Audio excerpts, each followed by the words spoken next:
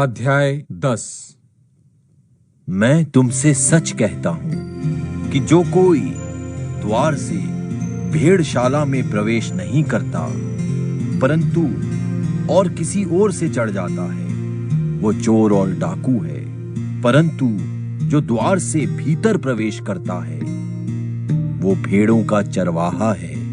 उसके लिए द्वारपाल द्वार खोल देता है और भेड़ें उसका शब्द सुनती हैं और वो अपनी उन भेड़ों को नाम ले लेकर बुलाता है और बाहर ले जाता है। और जब वो अपनी सब भेड़ों को बाहर निकाल चुकता है तो उनके आगे आगे चलता है और भेड़ें पीछे पीछे हो लेती हैं, क्योंकि वे उसका शब्द पहचानती हैं। परंतु वे पराये के पीछे नहीं जाएंगी परंतु उससे भागेंगी, क्योंकि वे परायों का शब्द नहीं पहचानती।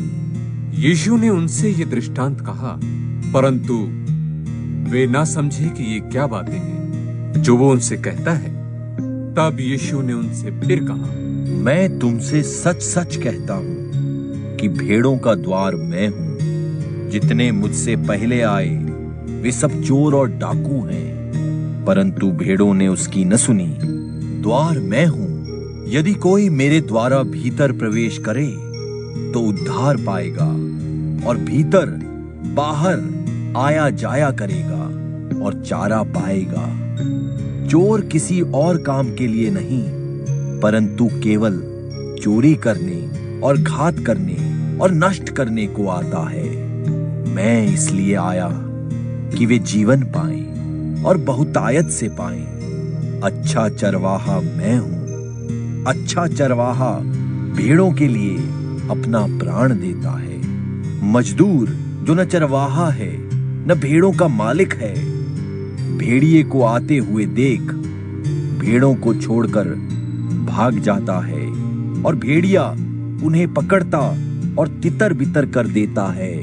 वो इसलिए भाग जाता है कि वो मजदूर है और उसको भेड़ों की चिंता नहीं। अच्छा चरवाहा मैं हूं। जिस तरह पिता मुझे जानता है और मैं पिता को जानता हूं, इसी तरह मैं अपनी भेड़ों को जानता हूं।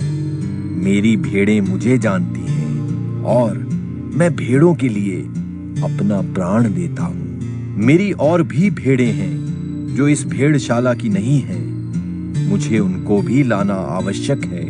वे मेरा शब्द सुनेंगी। तब एक ही झुंड और एक ही चरवाहा होगा। पिता इसलिए मुझसे प्रेम रखता है कि मैं अपना प्राण देता हूं कि उसे फिर ले लूं। कोई उसे मुझसे छीनता नहीं, वरन मैं उसे आप ही देता हूं। मुझे उसके देने का भी अधिकार है और उसे फिर लेने का अधिकार है। यह आज्ञा मेरे पिता से मुझे मिली है। इन बातों के कारण यहूदियों में फिर फूट पड़ी। उनमें से बहुतेरे कहने लगे कि उसमें दुष्ट आत्मा है और वो पागल है, उसकी क्यों सुनते हो? औरों ने कहा, ये बातें ऐसे मनुष्य की नहीं जिसमें दुष्ट आत्मा हो। क्या दुष्ट आत्मा अंधों की आंखें खोल सकती है? यरूशलेम में स्थापन पर्व हुआ और जाड़े की ऋतु थी और यीशु मंदिर में सुलेमान के औसारे में टहल रहा था। तब यहूदियों ने उसे आ घेरा और पूछा, तू हमारे मन को कब तक दुविधा में रखेगा? यदि तू मसीह है तो हमसे साफ कह दे। यीशु ने उन्हें उत्तर दिया कि मैंने तुमसे कह दिया और तुम प्रतीति करते ही नहीं।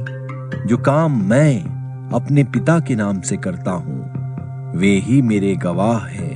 परंतु तुम इसलिए प्रतीति नहीं करते कि मेरी भेड़ों में से नहीं हो। मेरी भेड़ें मेरा शब्द सुनती हैं और मैं उन्हें जानता हूं और वे मेरे पीछे पीछे चलती हैं। मैं उन्हें अनंत जीवन देता हूं। वे कभी नाश न होंगी और कोई उन्हें मेरे हाथ से छीन न लेगा। मेरा पिता जिसने उन्हें मुझको दिया है सबसे बड़ा है और कोई उन्हें पिता के हाथ से छीन नहीं सकता।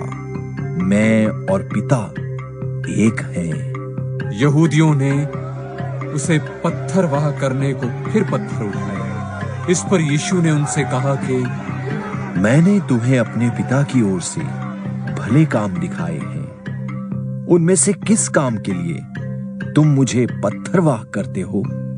यहूदियों ने उसको उत्तर दिया कि भले काम के लिए हम तुझे पत्थरवाह नहीं करते, परंतु परमेश्वर की निंदा के कारण और इसलिए कि तू मनुष्य होकर अपने आप को परमेश्वर बनाता है। यीशु ने उन्हें उत्तर दिया, क्या तुम्हारी व्यवस्था में नहीं लिखा है कि मैंने कहा तुम ईश्वर हो?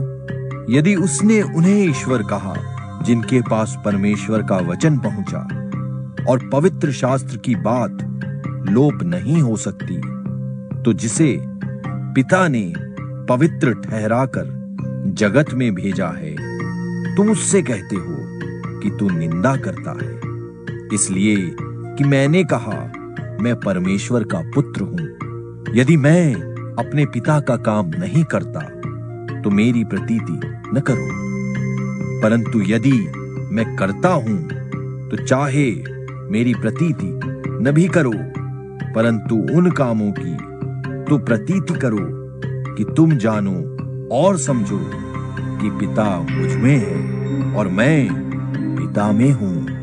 तब उन्होंने फिर उसे पकड़ने का प्रयत्न किया, परंतु वो उनके हाथ से निकल गया। फिर वो यरदन के पार उस स्थान पर चला गया जहां यूहन्ना पहले बपतिस्मा दिया करता था, और वहीं रहा। और बहुतेरे उसके पास आकर कहते थे कि यूहन्ना ने तो कोई चिन्ह नहीं दिखाया, परंतु जो कुछ यूहन्ना ने इसके विषय में कहा था वो सब सच था। और वहां बहुतेरों ने उस पर विश्वास किया।